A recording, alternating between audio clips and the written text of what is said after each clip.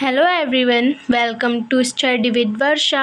आज हम करेंगे BA first year second semester sociology unit 5 emerging corners, caste inequality, casteism and untouchability. So let's start the class.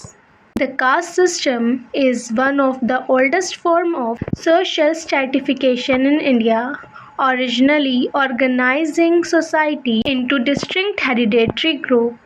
Over centuries, this structure hardened into rigid socio-economic boundaries. Caste system वर्ण प्रथा हमारे समाज की सबसे पुरानी प्रथा है जिसमें समाज को भिन्न भिन्न भागों में विभाजित किया जाता है। Caste inequality is the structural manifestation of this system where a person's opportunities, occupation, social status and access to resources are dictated entirely by birth. This creates a split hierarchy where upper caste historically had a monopoly on education, land ownership and wealth, while lower castes were marginalized and pushed in low-paying labor. Caste inequality का मतलब है जिसमें person के birth से उसको क्या opportunities मिलेंगी और क्या नहीं मिलेंगी ये डिसाइड होता है, जिसमें आपका सोशल स्टेटस कैसा होगा और आप क्या काम करेंगे।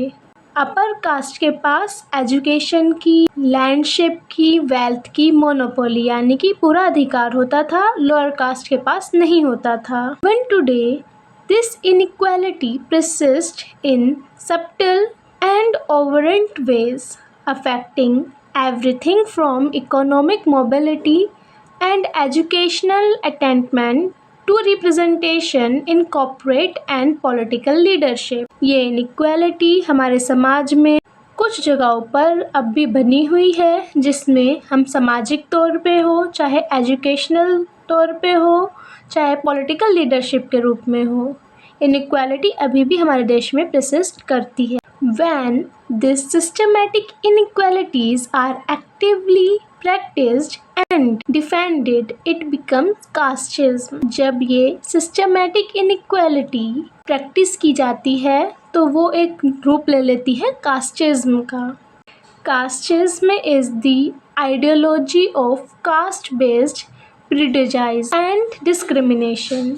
कास्टिज्म का मतलब है एक ऐसी आइडियोलॉजी जो पूर्व निर्धारित कर देती है ये कास्ट ये काम करेगी, और डिस्क्रिमिनेशन यानी भेदभाव करते हैं। It operates on the beliefs that certain caste groups are inherently superior और इन्फीरियर टू अदर्स। ये बिलीफ माना जाता है कि कुछ कास्ट ग्रुप्स सुपीरियर ऊंचे पद पे होते हैं, अपर होते हैं, और कुछ इन्फीरियर होते हैं यानी निचले पद पे होते हैं। In daily life casteism influence social behaviors such as the strict enforcement of endogamy, marrying only within one's caste। Endogamy enforce की जाती है जिसमें एक व्यक्ति केवल अपनी कास्ट में ही विवाह कर सकता है। Social boycotts and political voting blocs build along caste lines. Socially lower caste को बायकॉट किया जाता है, पॉलिटिकली भी बायकॉट किया जाता है। It fosters a deep-seated bias that can lead to discrimination in hiring practices, housing rents, and everyday social interaction, enforcing division and preventing true social integration। Boycott और casteism की ideology के कारण discriminations होते हैं, job hiring में भी discriminations होते हैं। The most severe and dehumanizing manifestation of this hierarchy is untouchability।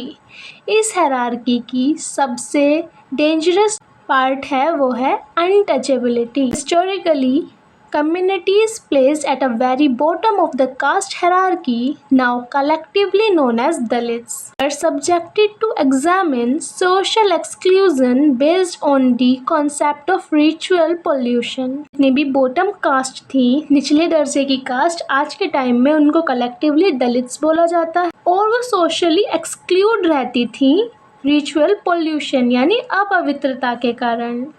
They were deemed access to common resources like village wells, temples, and public roads, and were forced to live in segregated settlements on the outskirts of village. Dalits को और untouchables को village से, temple से, public road से दूर रखा जाता था और उन्हें अलग एक सेपरेट एरिया में भेजा गया जो कि मेन स्ट्रीम से सेग्रीगेट होता था. Although Article 17 of the Constitution of India legally abolished untouchability in 1950 and made its practice a punishable offense, the social stigma and acts of discrimination against Dalits still occupationally erupt, particularly in rural pockets or through hidden biases. हमारे constitution ने article 17 के through untouchability को abolish कर दिया था 1950 में, लेकिन अभी भी अनटचेबिलिटी कुछ एरियाज में, रूरल एरियाज में प्रसिस्ट करती है. Doctor B.R. Ambedkar, the champion of social justice. To understand the fight against these social evils, it is essential to know Dr. Bhimrao Ramji Ambedkar, popularly known as Baba Saheb, has a brilliant economist and social reformer who belonged to the Meher caste, making him a victim of untouchability during his youth. Defying immune social odds, he earned doctorates from Columbia University and the London School of Economics. As the chief architect of Indian Constitution, Dr. Ambedkar ensures that the foundational document of independent India legally banned untouchability. Dr. B.R. Ambedkar एक बहुत अच्छे economist और social reformer थे. वो खुद untouchability के victim रह चुके हैं और वो मेहर कास्ट से बिलोंग करते थे. उन्होंने अपनी जो पढ़ाई करी Columbia University, London School of Economics. Bhimrao Ambedkar chief architect थे इंडियन कॉन्स्टिट्यूशन के, including robust provisions of reservation to help marginalized communities catch up educationally and economically. इन्होंने रिजर्वेशंस को इंट्रोड्यूस किया ताकि जो मार्जिनलाइज्ड कम्युनिटीज़ हैं वो इकोनॉमिकली और एजुकेशनली मेन स्ट्रीम के बराबर आ सकें. He strongly believed that political democracy is meaningless without social democracy, and he dedicated his life to the slogan Educate, Aggregate, Organize. His legacy remains the guiding light for civil rights and anti-caste movements across India. Jyotirao Phule and Savitribai Phule. This husband-wife duo from Maharashtra paired women's education and anti-caste activism in modern India, recognized that the upper caste maintained dominance by keeping lower caste and women away from education. Jyotirao Phule और Savitribai Phule husband wife थे जिन्होंने women education को लेके काफ़ी काम किया. की contributions. In 1848, they opened India's first school for girls from marginalized communities in Pune.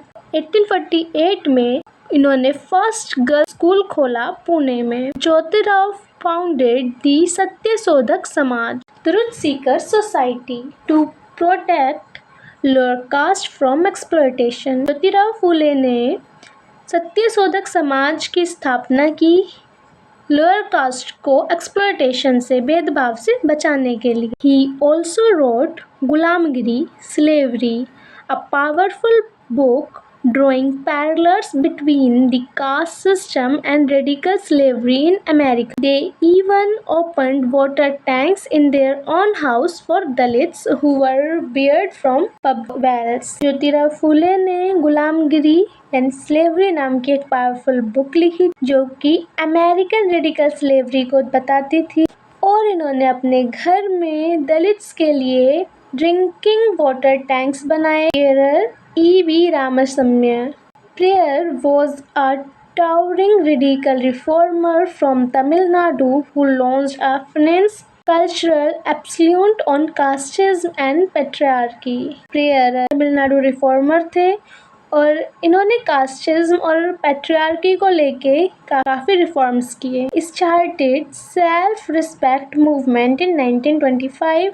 He aimed to create a society where backward castes had equal human rights. He recognized self-respect marriages, which were conducted without Brahman priests, expensive rituals और caste barriers। उन्होंने self respect movement start किया 1925 में 1925 में और backward caste को equal human rights दिए। Self respect marriage organise की जिसमें मैरिज विदाउट ब्राह्मण प्रिस्ट या किसी रिचुअल और कास्ट बैरियर के ऑर्गेनाइज की जाती थी। Periyar advocated for rationalism, recognizing people to question traditional religious spiritualities that justified the low status of certain human beings. His work completely transformed the political and social landscape of South India. Narayana Guru, a sant and philosopher from Kerala. Sri Narayana Guru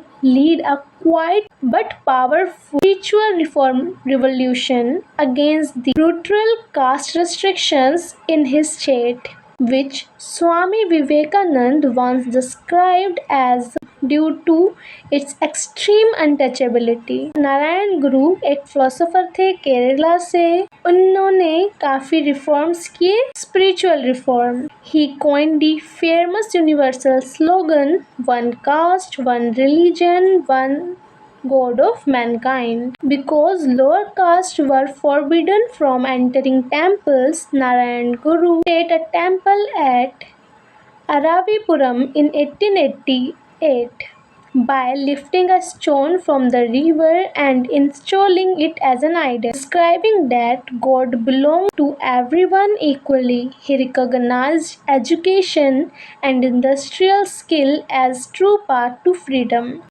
temple बनाया अराविपुरम 1888 में। River से एक stone, एक पत्थर लिया और उसे as a idol, as a मूर्ति स्थापित किया और ये बताया कि भगवान सबके लिए बराबर हैं। और एजुकेशन पे ध्यान दिया और इंडस्ट्रियल स्किल्स पे ध्यान दिया। Are some questions, MCQ questions based on the exercise.